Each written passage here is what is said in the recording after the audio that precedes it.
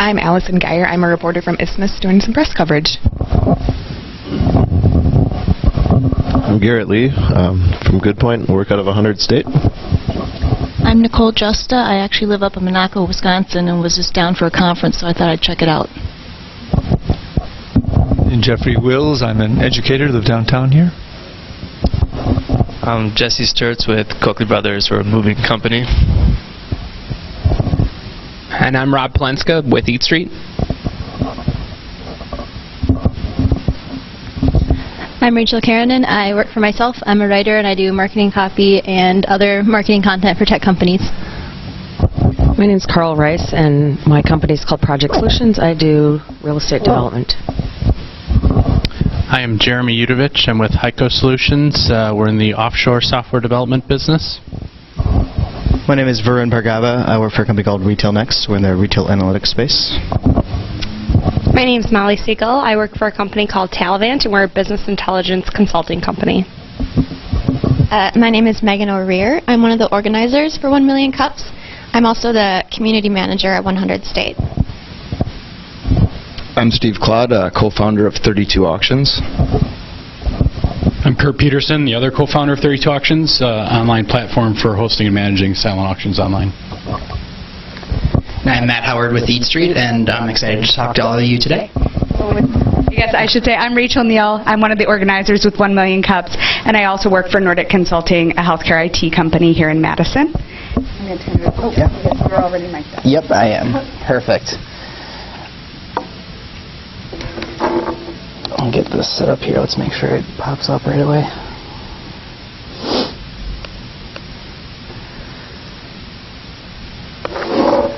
So first of all, I'd like to thank all of you for coming out today and listening to me talk. This is normally about an hour presentation, so I'm going to go through this pretty fast here. I want to highlight a lot of different things, bumps in the roads that we had with EatStreet. So I'm going to kind of run through this pretty fast because I want to leave time for your questions and answer any questions you have about EatStreet or how we got to where we are today. So you might be asking yourself, who is this guy? So I am originally from the Fox Cities area, about 10 miles west of Neenah is where I'm from, in Larson, Wisconsin, so about 2 hours north of Madison. I've been in Madison for the past 8 years. I graduated at UW with an economics and political science degree in 2011. When people ask me what is my professional career, it is EatStreet. I went full-time with the company the day I graduated, so it's professional career is a little slim, to say the least. But now that you have a little background on me, let's look at what EatStreet does, because a lot of people on the surface don't exactly know what everything we can offer a restaurant. So from a restaurant's perspective, this is what EatStreet is. We have a food court where we put all the restaurants in the area that allow you guys to order online from all the different restaurants for delivery and takeout orders. On top of that, a restaurant might not have a website or might have an outdated website. We can give them a fully functional website with online ordering that's branded to them. We also have a partnership API. So what that means is we can work with larger corporations that can use our ordering online technology. So we work with Yelp, Single Platform, Chegg, just to name a few, and power their online ordering. So if you go to an individual restaurant's Yelp page, you can order directly through EatStreet through that Yelp page. And then we also give restaurants a loyalty program. So now we can incentivize their users to come back more often and keep ordering from that specific restaurant. When it comes to the user, the job for EatStreet is to make it as easy as possible to order online. We're constantly trying to build new features and make it easier for you to order from your local restaurants as the diner. Just to give you an idea of a new feature that we just came out with, I wouldn't be doing my job if I didn't do a little plug for why you should use EatStreet. We just came out with EatStreet Food Crew, and what EatStreet Food Crew is group ordering. So now you can place large group orders without having to call in the restaurant and ask your coworkers or your college roommates who they want to order from and what they want. Now you can do it all in one easy-to-use platform. So you avoid the challenges of online order or having to call the restaurant. You can invite multiple people to an order, so you can have tons of different people ordering. And in my opinion, the best part about it is you can split the bill, so everyone can pay for their individual portions of the meals. So essentially, the reason I'm showing you this is our job at EatStreet, like I said, is to make it as easy as possible for you to order online. Now you can do it through group orders.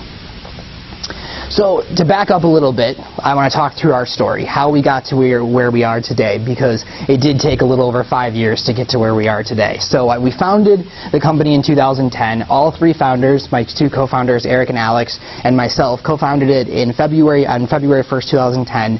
We're all University of Wisconsin students. They were computer science, computer engineering, and I was responsible for the business end of it.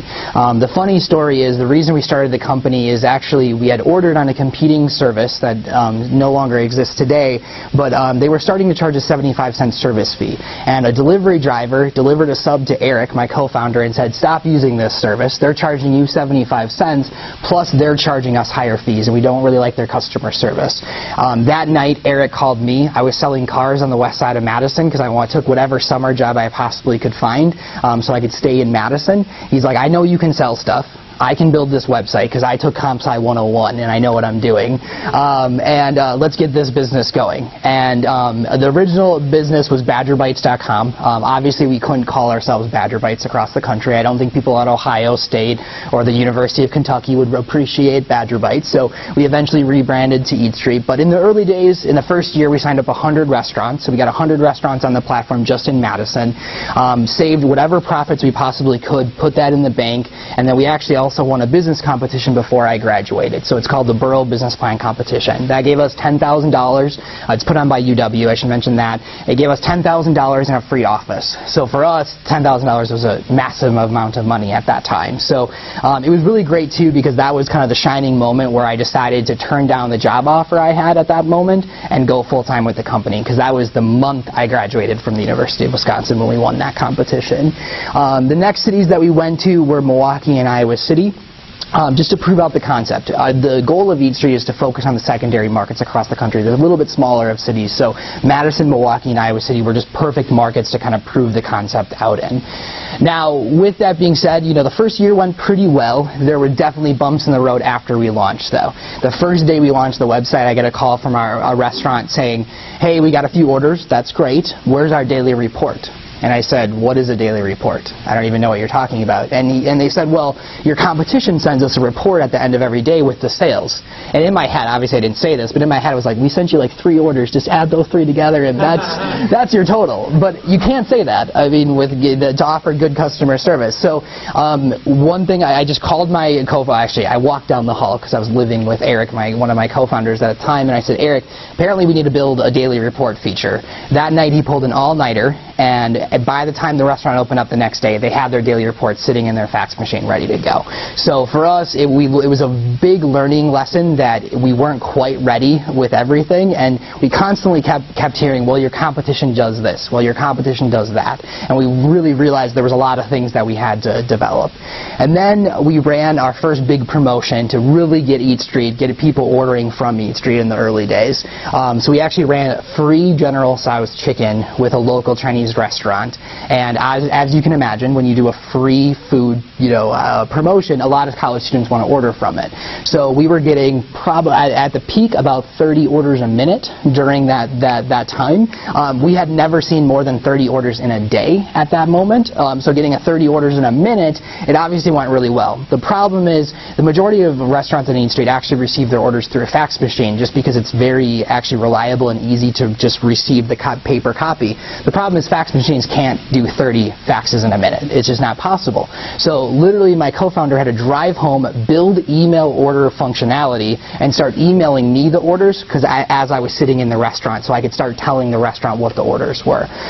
So again, we realized we weren't quite ready for all of these things, but you learn as you go, and we survived by doing a lot of all-nighters and building new features that we had. On top of that, we had to subsidize this promotion. The restaurant wasn't just doing a free General Tso's chicken promotion for without us having to pay anything.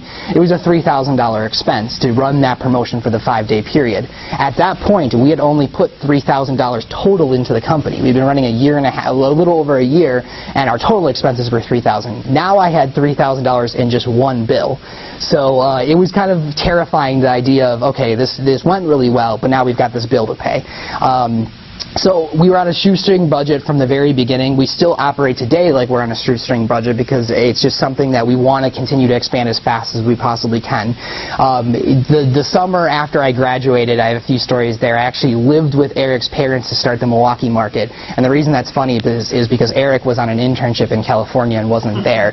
So I would give him daily updates on how his parents were doing at the dinner table. But I didn't want to pay for a hotel. We couldn't afford a hotel at that. Even with the $10,000 we had just won, I knew that I needed that money for other things. And then something big happened for the company. A competitor of ours actually acquired the original company I was talking about, Campus Food, for $48 million.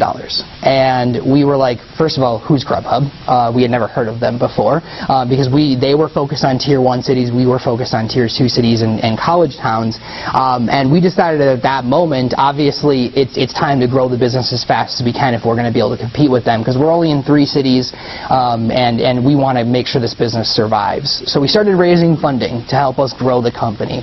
So we've raised 3 rounds of funding. The first seed round was $150,000 from Generator, and we closed that in March of 2012. It allowed us to go from 3 cities to 13 cities. Once again, kind of prove out the concept more on a larger scale, get to more cities, because 3 cities was great, but 13 cities is better. So that was kind of our mindset, is take that money, show more cities. Then we raised our Series A funding. That was $2.5 million in January of 2013. Obviously a pretty big step up from $150,000. This was by far the hardest investment I've ever raised. I say I added a lot of gray hairs that 6 months it took me to close that investment. I actually almost had to relocate the company to California because I was not able to get traction here from investors. I was lucky enough to find an investor in the Midwest to commit the original $700,000 to the investment, and I closed the other little under $2 million in the matter of a week. So once I had one investor who was willing to dedicate the resources, everyone else just followed through. But we were,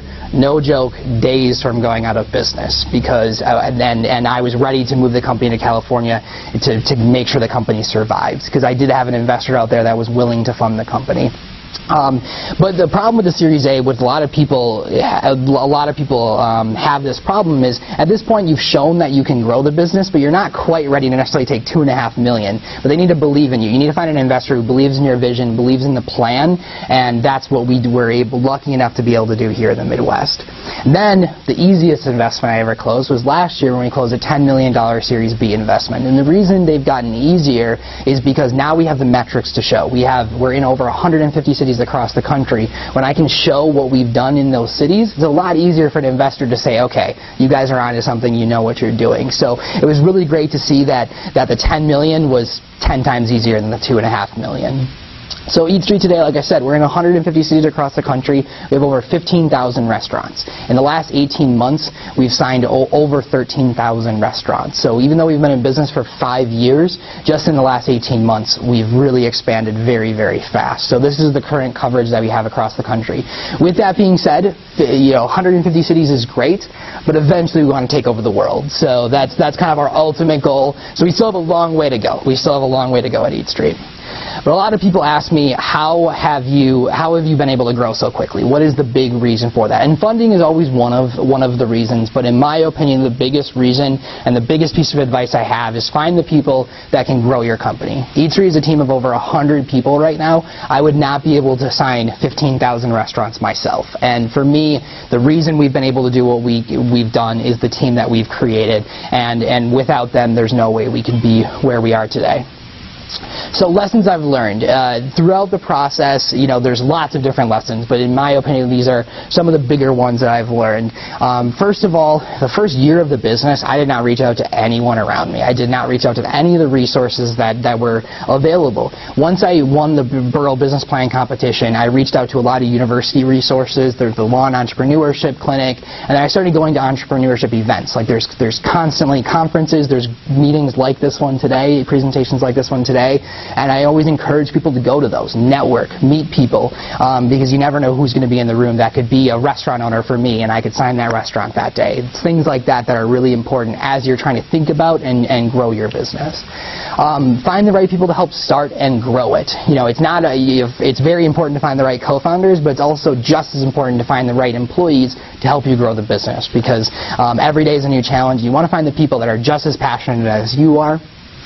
Finding the right advisors, I kind of call these the been there, done that entrepreneurs. I have a list of 5 people that at any moment I could call and say, how do I do this? What do I do in this scenario? And I know they're going to know the answer because they've been there and they've done that. So having that network is just really important. There's a bunch of investors that you can reach out to, but I'm a little biased here because Generator was my first investor.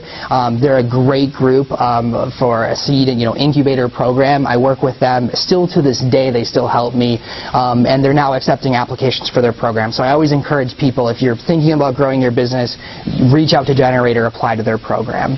And then lastly, jump in head first. For me, I didn't know what I was getting myself into. Frankly, 5 years ago, when I was making $20 a week, I probably should have shut down the business, taken my first job offer, and called it quits. But at the same time, I kept with it. I kept my head down and said, no, I know I'm on to something, and I would not be where I am today if I didn't have that attitude. I always say, don't be a entrepreneur. Don't talk about being an entrepreneur, just do it. Put your head down, get it going, and just put your passion behind it, because that's what's going to get you through it. Because I'm not going to lie, it is the hardest thing I've ever done, and it still is the hardest thing I've ever done, but it's definitely the most rewarding thing I've ever done as well.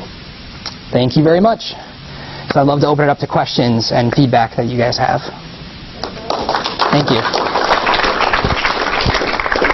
I'll be passing around the mic for questions, so just throw up a hand if you have one. Start with Rachel here. What's your cost to the restaurant? Yeah, so everything I showed you up here is actually completely free for the restaurant unless they get orders. So we charge a commission on every single order. So we say, here's an order, we're going to take a little part of it, everything else is free. So we can give them a fully custom website with online ordering, all for free. Early on in the presentation, you mentioned that the restaurants kept coming to you and being like, your competitors this, your competitors do that. And that's, I think, a frequent thing that any tech company hears, right? Yep. So how do you decide when it's the right decision to be like, all right, we offer that too, or to say like, no, this differentiates us, we're charting our own path? Like, how do you make that decision? Because I imagine you can't always just copy your competitors, or you'll just be them. Yeah, it's a really tough battle. I mean, to this day, we're constantly trying to figure out, okay, we only have so much tech resources. At the time, I just had Eric and Alex, in the earlier days. Now we've got a team of 15 to 20 people, but that's still a limited amount of resources. There's only so much you can do. So I think, what we do at EatStreet is I have an executive that leads every division of our company, and we always have a weekly meeting to talk about where the priorities need to be, what came up that week, what are the restaurants saying, and then pick you got to essentially pick your battles. Pick where you need to go. In the earlier days, though, a lot of the things that were coming in were things that we kind of needed. The daily reports, like they needed to Z out their register at the end of the day. That was kind of a non-negotiable thing. And restaurants kind of told us that. It's like, no, we really need this. And that actually particular restaurant, a good story we learned was they actually threatened to drop us. They said, if you don't have daily reports, I can't run my business. So obviously in that one, that's why we pulled an all-nighter and got it done. And so I think just picking your battles, really hearing everyone out. The marketing team will say we need this done. The sales team will need this done. And I think one thing that we do really well at EatStreet is everyone kind of has a mutual goal, and we talk through, okay, what is the most important thing? And it's always a battle. It's always going to be hard to do, but eventually you kind of figure it out.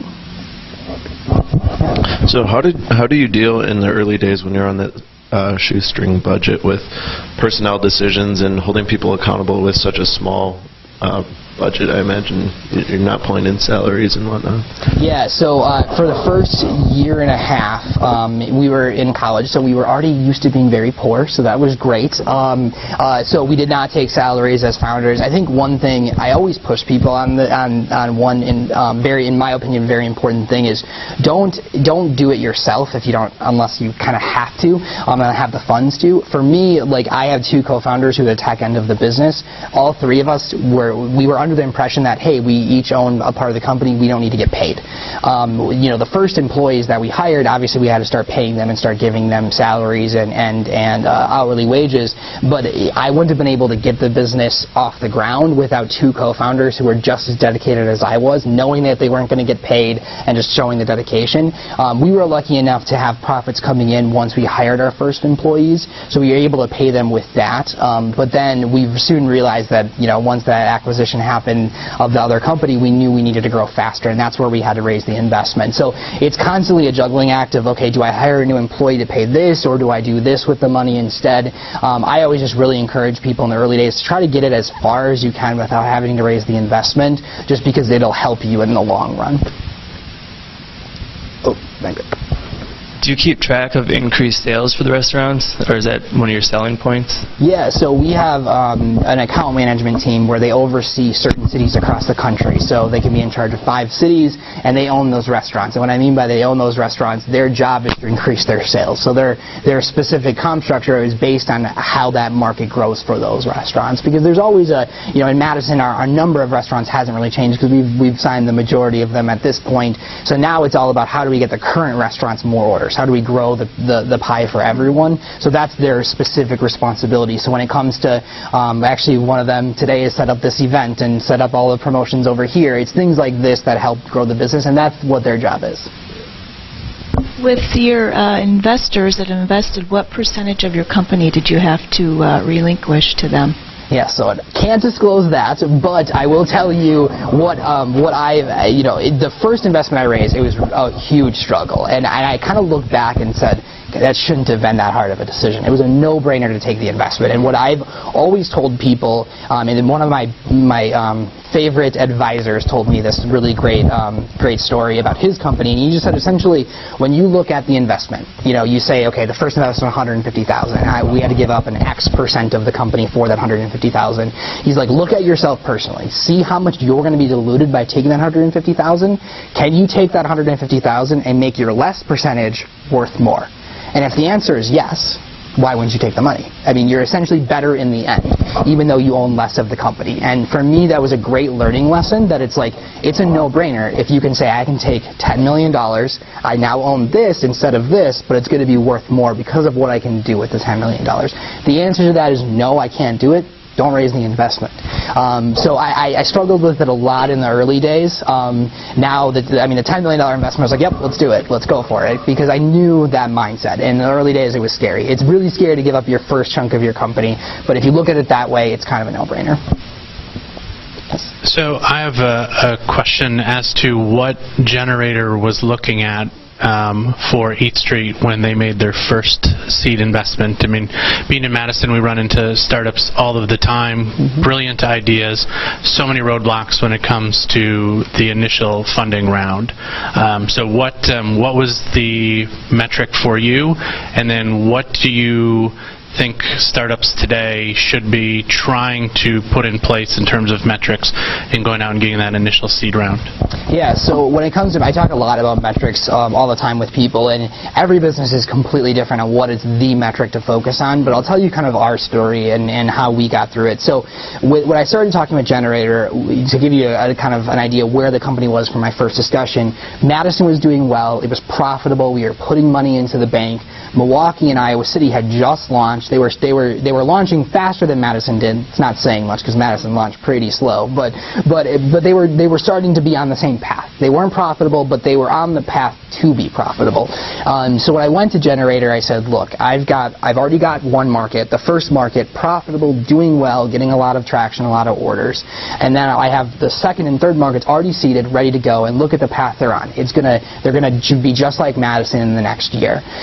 I want to do this everywhere. And that was kind of the pitch, was I've already got 3, and they're, one's Iowa City, one's Milwaukee, and one's Madison. They're very different cities, different sizes, different demographics of people. It's just, in general, they're different cities. So if we've already done it in those 3, give me money so I can do it in 10 more. It's essentially what the pitch was. And what Generator liked was the repeatability of the business. They said, okay, you can cookie cutter this model across the country. And that's what they really helped us figure out, because we thought we had the plan figured out. When we started our 4th and 5th and 6th markets, obviously it gets a little bit harder, and they really helped us cookie cutter that. So they knew they had the expertise to help us do that, so that's what attracted them to the investment.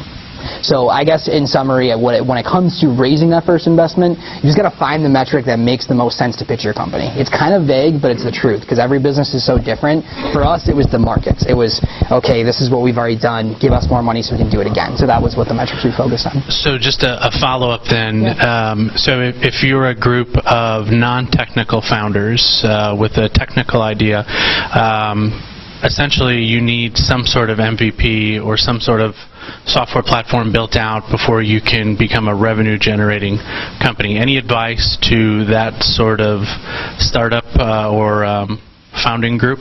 Yeah, so I guess the first thing I'd say, and I always tell people, take everything I say with a grain of salt. I'm just one guy with an opinion. My opinion would be find a co-founder who is the technical end of the business. I'm a firm believer that a CTO should be a co-founder, not just necessarily hired.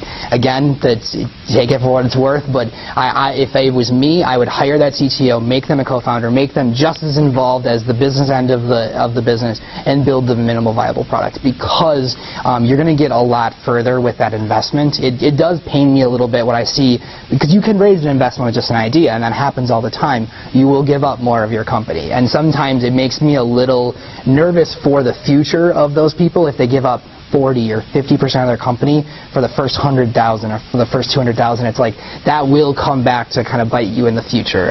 So it's like, to me, getting as far as you can, and that's what I said before, get as far as you can without having to raise the first investment. That was the smartest thing I've ever done, in my opinion.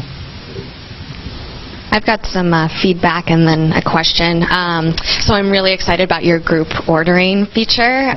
We are too. We are too. My team orders lunch each week, and to have 15 to 20 people Slack me and tell me what they want to eat that day, it's going to save me a lot of time. Although yesterday we tried it for the first time and had some technical difficulties with it. So tell us that. We want that feedback. Okay. We want that feedback. I'll definitely share that. Good, good. It launched on Monday, so I'm not surprised by you saying it. We at EatStreet, when we have a product ready to go, we put it out because people will give us the feedback of what goes wrong with it. We're a very firm believer that you can't take 8 months to build something and then get it out and make it perfect, because there's always going to be feedback. So sure. I'm not surprised to hear that. All right, well, I'll definitely share. And then my question is, you guys are growing really fast, you're really successful. What challenges are you facing at this point in time? And in conjunction, is there anything you would ask of us as a community to help you? Yeah. So it's the same challenges that we've always faced. As a startup, you always have limited resources. No matter whether you raise a $10 million investment or win a $10,000 grant for a business competition, there's always only so much you can do with the amount of money and the resources you have. So trying to balance that, trying to figure out what, we decided group ordering was what we wanted to do. There was 20 other things that we could have decided to do, but we decided that group ordering was the next thing for EatStreet. So using the resources and using it efficiently and making the right decisions is something we always struggle with, finding the right things to do. And then the second thing, which I highlighted a lot during the presentation, is it's so important to find the right people no matter what stage you're at. For us, we really, in the next year or so, we're almost going to double our staff. We're at 100 right now. We're going to be approaching 200 within the next 12 months. That is not an easy thing to do, because our team works really well together. We want to keep that happening. Culture is so important at EatStreet. Finding the right people to help us grow our business, that's never going to change. There's tons of awesome, very talented people in Madison. It's finding the right people that have the same mindset that we have, that are willing to grow the company just like we want it to. Great. Well, let's all give Matt another round of applause. Thank you very much. Thank you. And hopefully you'll be able to stick around for a minute or two if anybody wants to go and talk to him one-on-one. But thank you, everyone, for coming, and hopefully we'll see you next week. Thank you.